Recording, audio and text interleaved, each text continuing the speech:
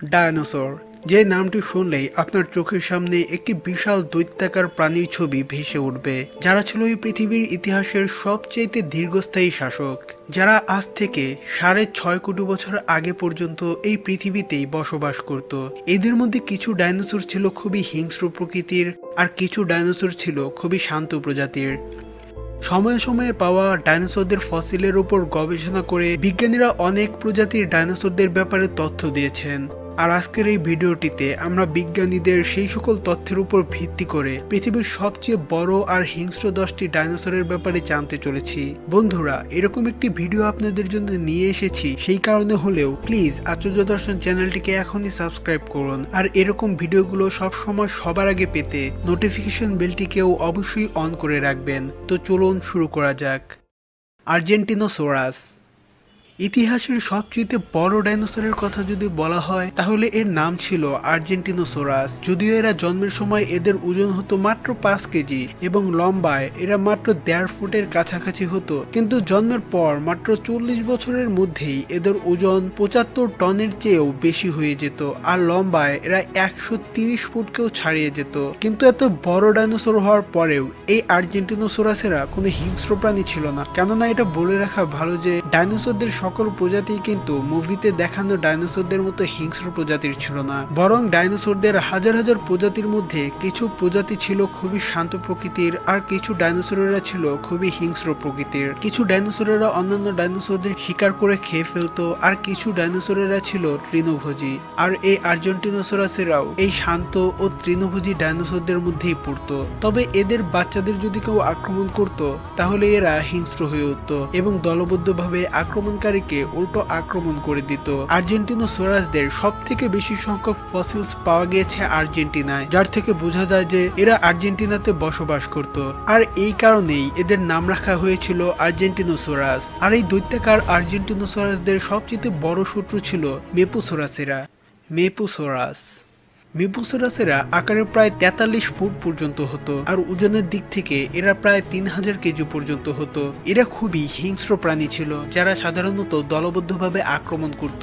এরা আকারে আর্জেন্টিনোসরাসদের থেকে ছোট হলেও এরা ছিল খুবই হিংস্র মাংসাশী ডাইনোসর, যারা দলবদ্ধভাবে এই বিশালাকার ডাইনোসরদেরও আক্রমণ করে দিত। এরা আকারে ছোট হলেও এদের কাছে অনেক ধারালো দাঁত ছিল, আর যে দাঁতের মাধ্যমে তারা এই আর্জেন্টিনোসরাসদের উপর আক্রমণ করে তাদের শরীর থেকে মাংস ছিঁড়ে খেয়ে ফেলতো, আর ভিকটিম ডাইনোসরটিকে জীবিত অবস্থাতেই ছেড়ে দিত, যাতে করে তারা ভবিষ্যতে তাদের জন্য আরো ভালো খাবারের যোগান দিতে পারে। এই মেপুসোরাসেরা অনেক হিংস্রও হতো। ব্রুহাৎকায়োসোরাস আকারের দিক থেকে আর্জেন্টিনোসোরাসদের কাছাকাছি ছিল, আর এরা ইউরোপ বা আমেরিকা নয়, বরং এদের আবাসস্থল ছিল এশিয়ার ভারতবর্ষের দিকে। এরা আকারে প্রায় 120 ফুট পর্যন্ত হতে পারত। এদের গলা অনেক লম্বা এবং মোটা আকৃতির হতো, আর ওজনের দিক থেকে এরা সর্বোচ্চ প্রায় 200 টনেরও বেশি হতো। আর্জেন্টিনোসোরাসদের মতোই এরাও ছিল তৃণভোজী। এরা একাকী বসবাস করত না, বরং দলবদ্ধভাবে বসবাস করত, যার কারণে শিকারী প্রাণীরা এদের সাথে খুব একটা সুবিধা করতে পারত না। তবে দলবদ্ধভাবে আক্রমণে শিকারী প্রাণীরা এদের আলাদা করে দিত এবং তারপর যে কোনো একটিকে টার্গেট করে আক্রমণ করে দিত।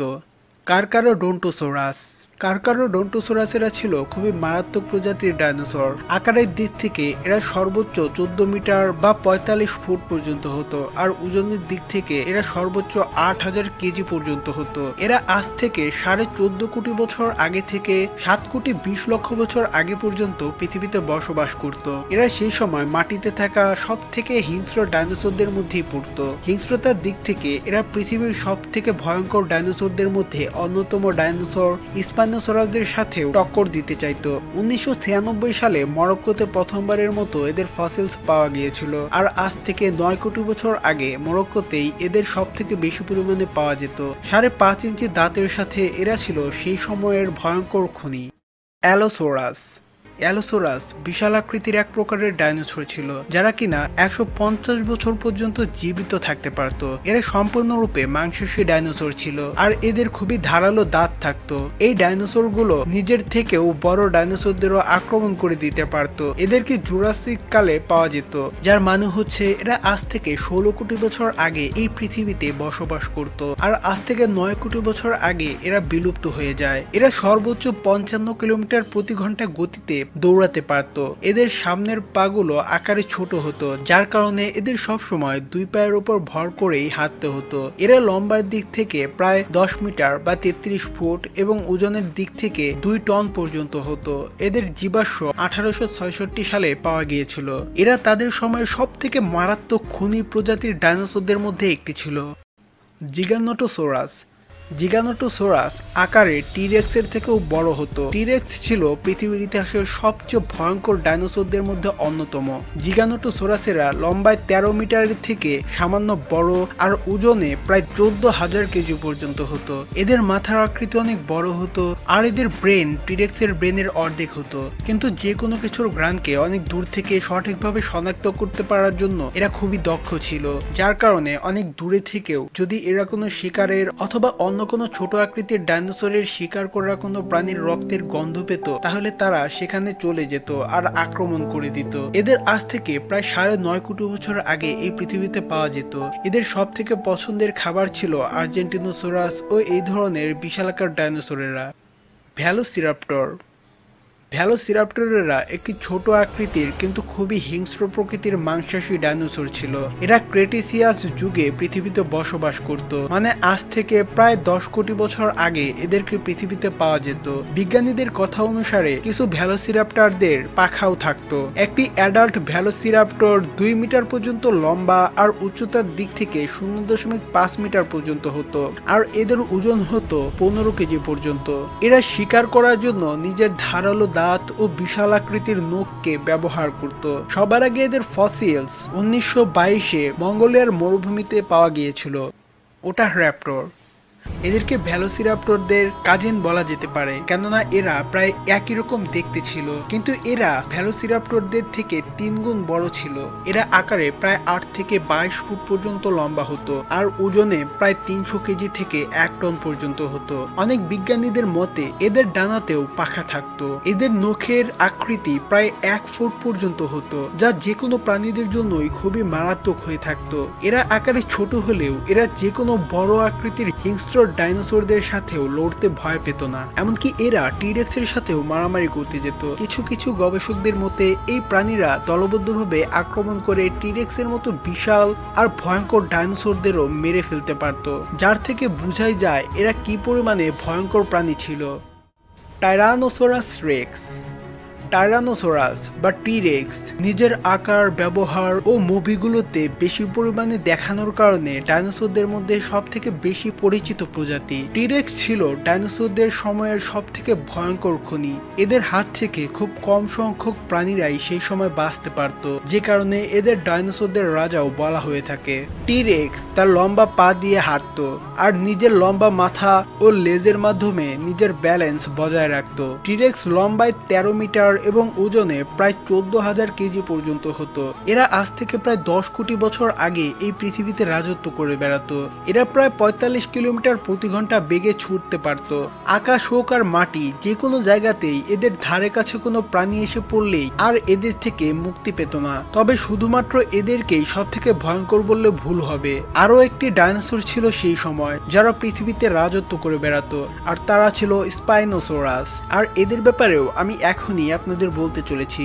স্পাইনোসরাসদের ব্যাপারে বলার আগেই আপনাদের বলে নেই, আপনারা যদি ডাইনোসরের ব্যাপারে সকল তথ্য দেখতে চান তাহলে আমাদের চ্যানেলের এই ভিডিওটিকে দেখুন। এখানে ডাইনোসরদের জীবনের সকল তথ্যের ব্যাপারে বলা হয়েছে, আর এই ভিডিওটির লিংক আপনি ডেসক্রিপশন অথবা ইন্ড স্ক্রিনে পেয়ে যাবেন। স্পাইনোসরাস। ডাইনোসরদের সময় পৃথিবীর সবচেয়ে হিংস্র ডাইনোসর ছিল স্পাইনোসরাস। আর বিজ্ঞানীদের ধারণা অনুযায়ী আজ পর্যন্ত যতগুলো ডাইনোসরের প্রজাতির ফসিলস পাওয়া গিয়েছে তাদের মধ্যে এই স্পাইনোসরাসেরা ছিল সবচেয়ে নির্দয়, হিংস্র এবং শক্তিশালী। এরা আকারে প্রায় 52 ফুট পর্যন্ত হতো। আকারের দিক থেকে এরা টিরেক্সের থেকে বড় হতো। ওজনের দিক থেকে এরা 7500 কেজি থেকে 20 টন পর্যন্ত হতো। এদের পিঠের উপরে শক্ত হাড় দিয়ে তৈরি শিল্ড থাকতো, যার জন্য এদের পিঠ অনেকটা উঁচু আকৃতির হতো। এদের জীবাশ্ম সর্বপ্রথম 2010 সালে ইজিপ্টে পাওয়া গিয়েছিল। এরা আজ থেকে প্রায় 10 কোটি বছর আগে পৃথিবীতে বসবাস করত। আর এই স্পাইনোসরাসেরাই ছিল সেই সময় এই পৃথিবীর রাজা। কিন্তু যদিও এরাই ছিল সেই সময়ের সব থেকে শক্তিশালী প্রাণী, কিন্তু এদেরও কিছু প্রতিদ্বন্দ্বী ছিল, যেমন কারকারোডন্টোসরাস ও টিরেক্স। এদের মধ্যে কারকারোডন্টোসরাসেরা যদিও স্পাইনোসরাসদের সাথে পেরে উঠতো না, কিন্তু টিরেক্সের সাথে যদি স্পাইনোসরাসদের মারামারি হতো তাহলে কে জিততে পারতো সেটা বোঝাতে হলে আপনাদের জন্য নতুন একটি ভিডিও নিয়ে আসতে হবে। আপনারা যদি এই দুই প্রজাতির ডাইনোসরদের মধ্যে মারামারি হলে কে জিততে পারতো তা জানতে চান তাহলে এখনই কমেন্ট করে জানিয়ে দিন। তবে যাই হোক, সাধারণত খাবার নিয়ে স্পাইনোসরাস ও কারকারোডন্টোসরাসদের মধ্যে লড়াই হতো। যদিও এই লড়াইয়ে স্পাইনোসরাসেরা জিতে যেত, কিন্তু তারাও গুরুতরভাবে আহত হতো। স্পাইনোসরাসেরা বেশিরভাগ সময় দুই পায়েই হাঁটতো, কিন্তু এদের সামনের দুই পাও মোটামুটি বড় আকৃতিরই হতো, যার কারণে এরা প্রয়োজন পড়লে 4 পা ব্যবহার করেই হাঁটতে পারত। এরা মাটিতে থাকা প্রাণীদের সাথে সাথেই পানিতে থাকা মাছ ও বিভিন্ন প্রাণীদেরও শিকার করত। এদের বিশাল আকার, দৃঢ় পেশি এবং খুবই হিংস্র হওয়ার কারণে এরা সব থেকে বেশি পরিচিত। তো বন্ধুরা, পৃথিবীর সব থেকে বড় এবং হিংস্র এই 10টি ডাইনোসরের মধ্যে আপনার কাছে কোন ডাইনোসরটিকে সব থেকে ভালো লেগেছে তা অবশ্যই নিচে কমেন্ট করে জানাতে ভুলবেন না। এতক্ষণ যেহেতু ভিডিওটিকে দেখেছেন তার মানে ভিডিওটিকে আপনাদের অবশ্যই ভালো লেগেছে, তাই ভিডিওটিকে লাইক ও বন্ধুদের সাথে শেয়ার করার কথা ভুলবেন না। আর প্লিজ আমাদের চ্যানেলটিকে অবশ্যই সাবস্ক্রাইব করে নোটিফিকেশন বেলটিকে অন করার কথা ভুলবেন না। ভালো থাকবেন, সুস্থ থাকবেন আর আশ্চর্য দর্শনের সাথেই থাকবেন। Stay happy, thank you.